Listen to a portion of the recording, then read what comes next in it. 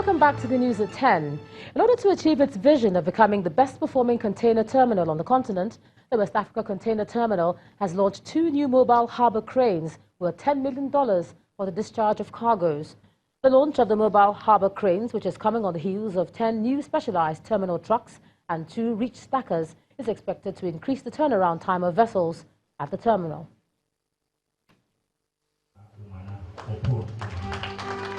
This gathering of managing directors and bigwigs in the ports industry is to celebrate the latest achievement of the West Africa Container Terminal located in Onne Ports in River State. It's a big day for the company as its management is set to commission 2 new mobile harbour cranes expected to boost the turnaround time of vessels at the terminal. The capacity is essentially the increased productivity that we will get as a use of these cranes.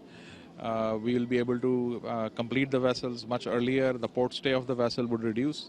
So that is, of course, the biggest benefit, that the customers would be able to get access to their cargo much earlier than anybody else in East Nigeria.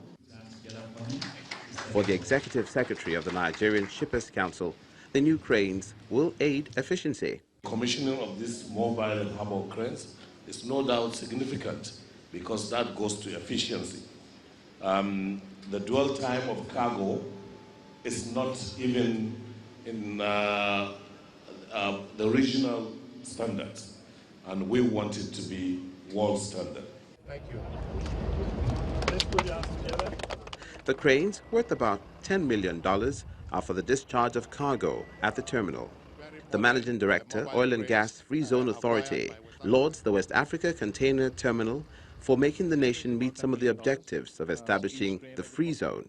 This is only the first phase. They are expanding their operations, and we know that this will translate into additional foreign direct investments for Nigeria. Additional jobs will be created, and of course there will be transfer of skills and technology. So it's a very welcome development. The West Africa Container Terminal is one of the first greenfields to be built in Nigeria under a public-private partnership. Presco PLC, a major producer of fats and oil in Nigeria, has held its 26th annual general meeting in Edo State, where it laid the company's audited accounts for the year ended December 31st, 2018, along with the reports of the directors, auditors, and the audit committee. Other ordinary and special businesses, including the declaration of a dividend of 2 billion naira, were also conducted during the AGM. The registration point is busy as shareholders arrive for the 26th annual general meeting of Presco PLC in Benin City, the Edo State capital. Independent auditor's report to the shareholders of Presco PLC. The ordinary and special business for the day, including the laying of the audited accounts of the company for the year ended 31st December 2018 before the meeting, and the declaration of dividend are dealt with. That the dividend of 200 kobo per share, amounting to the sum of 2 billion naira, payable from the profits of the year ended 31st of December 2018, be and is hereby declared. The election of members of the audit committee also takes place. 107. 3 persons have now been elected as members of the audit committee of Presco shareholders for the next 12 months, that is up to the next annual general meeting. The chairman of Presco PLC, Pierre Vanderberg, and the company's managing director, Felix Wambuko, speak on their achievements and plans. From what you see in 5 or 10 years from now, will be yet a bigger company with more shareholders and more profit and more dividends to everybody and more benefits to the communities and where we operate. Production-wise, growth of our plantation, expansion in product and facilities, we have done far more better in 2018 than in 2017. The shareholders consider the company's efforts impressive. I am glad being a shareholder of this company. What has just happened at this AGM is a demonstration of sincerity of thoughts and purpose. Presco PLC, incorporated on September 24, 1991, and listed on the Nigerian Stock Exchange since 2002, operates as a major producer of fats and oils.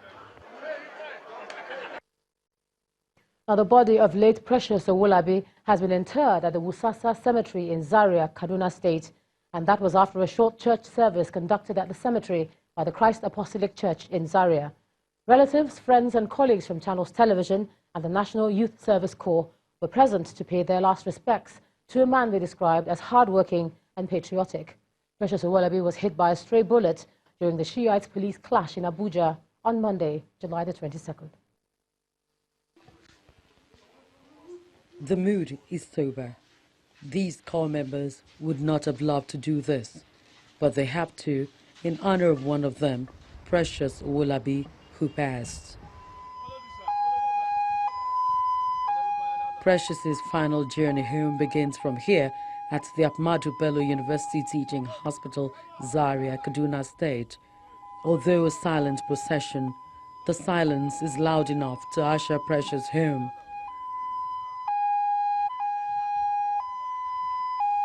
Come ease thy slow, barras and infants sleep.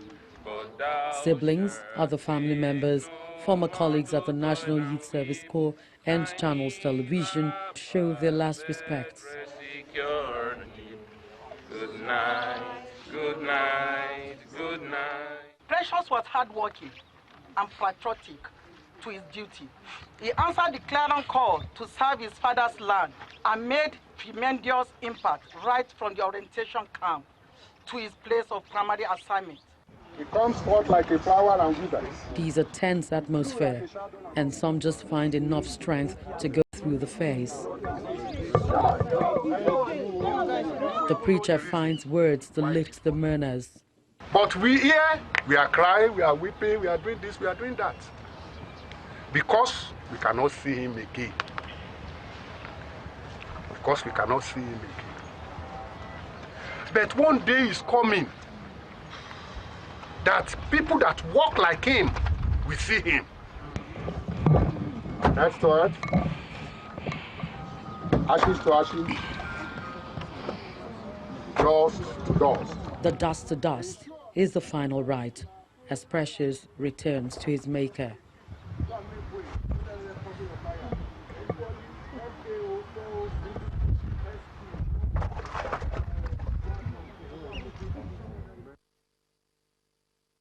And may his soul rest in perfect peace. Move on to business news. Here's BC Adebayo.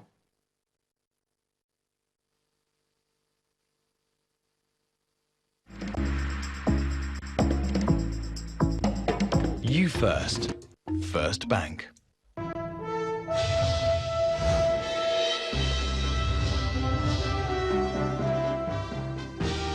May his soul rest in peace. Well, welcome to Business News. Now, the Federal Capital Territory and 36 states, as well as 744 local governments today, shared a total of 762.59 billion naira as statutory allocation from the Federation accounts for June. According to a statement released at the end of the Federation Accounts Allocation Committee meeting in Abuja, the gross revenue for the month was higher by 81.2 billion naira compared to the 571.7 billion naira received in May. A breakdown of the figure shows that the federal government received 52.7% of the net statutory revenues, and states received 26.72%, while local government councils received 20.6%. Meanwhile, the oil-producing states received 38.7 billion naira as 13% derivation revenue. The Managing Director of the Nigeria Deposit Insurance Corporation, Umar Ibrahim, has asked Nigerians to exercise caution in the adoption of cryptocurrencies as a preferred mode of financial transactions. Mr. Ibrahim made this known during a courtesy visit by the board and management of the corporation to the Speaker of the House of Representatives, Honorable Femi Gbajabiamila, at the National Assembly in Abuja. The NDIC boss says the warning became imperative because cryptocurrencies are largely unregulated and without the backing of the traditional central banks in almost all financial jurisdictions. He further explained that while various forms of digital currencies currently in operation have their positive and negative attributes, those who patronize them risk losing their savings. And U.S. Trade Representative Constance Hamilton says that the African Growth and Opportunity Act Forum has not led to the trade diversification for which it was intended. According to Ms. Hamilton, the past 19 years have been uneven, while trade remains modest as U.S.-African trade relations is yet to reach its full potential. Just as the AGOA clothing sector gets $1 billion per year from Africa, and that's lower than the $95 billion import from the United States.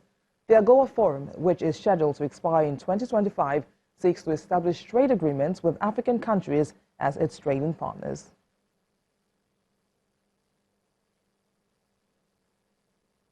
Well, now let's take some company news now. Leading integrated food business and Agro-Allied Group Flour Mills of Nigeria today announced its unaudited first quarter results for 2019, showing a slightly improved performance.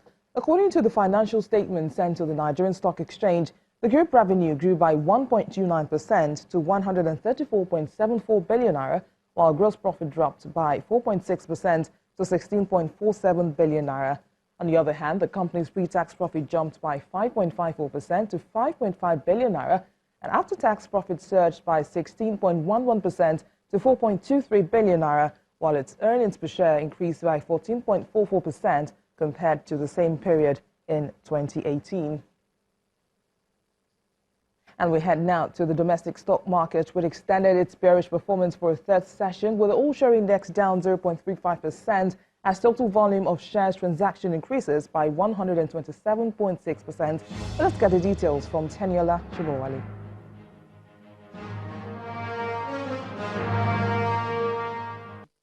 Hello and welcome to the Stock Market Report. More sell pressure from investors at the stock market knocked off 48 billion naira from equities total value today, while the main index fell below the 28,000 level for the second time this month. The downturn, which is the third round this week, is attributed to losses from MTN Nigeria and Dangote Cement amid a mixed performance from other key components across the 5 key sectors of the NSE. FCMB emerged as the top gainers among 15 advances, up by 8.81%, while WAPIC leads 15 other losers with a 10% drop in its shares. Meanwhile, Courtville is the major contributor to an increased total turnover of 359.11 million units of shares traded in over 3,000 transactions. And that's the Stock Market Report. I'm Teniola Shibowale.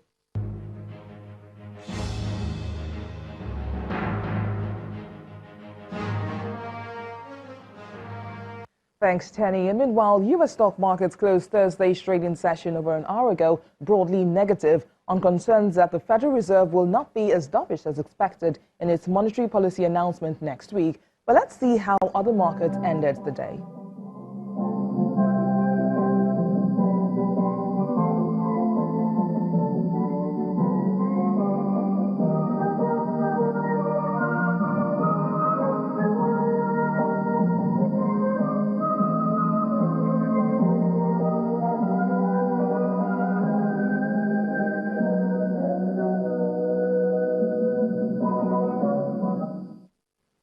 And that's it on business news. It's back to you, Ijoma.